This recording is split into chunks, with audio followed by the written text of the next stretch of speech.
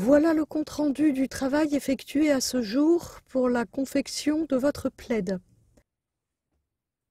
C'est à la base un manteau très élégant que vous avez démonté soigneusement. Bravo! Il y a un motif géométrique en chevron très original et en même temps difficile à mettre en valeur.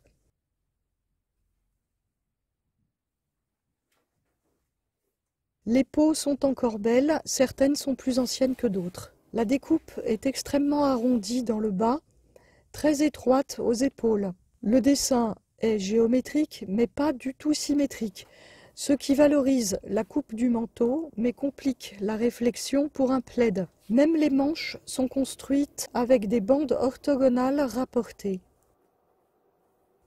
Il y a peu de réparations à effectuer. Votre démontage est très propre. Ici, l'entournure trop large a été retravaillée. Le fourreur a comblé l'ouverture par un apport de fourrure dont la trace bien visible est dissimulée sous le bras. Il y a donc plusieurs problèmes techniques si je veux former un carré ou un rectangle. L'arrondi important, la dissymétrie du motif large de 3 bandes à l'avant et d'1 bande vers le dos, 2 angles différents pour la pointe.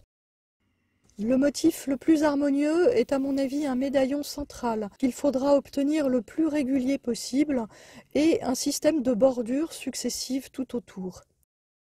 Voilà en contraste différentes propositions que nous avons envisagées à partir des pièces principales dont nous disposons.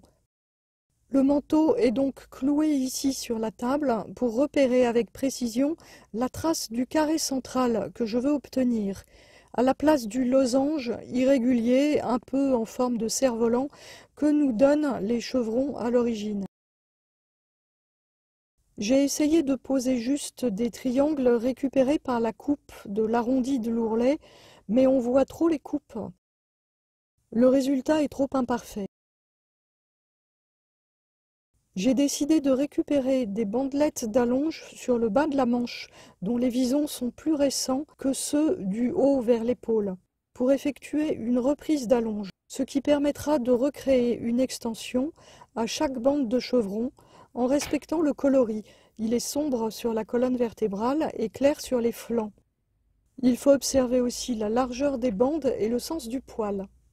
Voilà où j'en suis donc aujourd'hui. Je vais avoir besoin d'une bonne semaine pour compléter le carré central et le mettre bien à plat, avant de commencer à poser des bandes de vison tout autour pour achever mon dessin.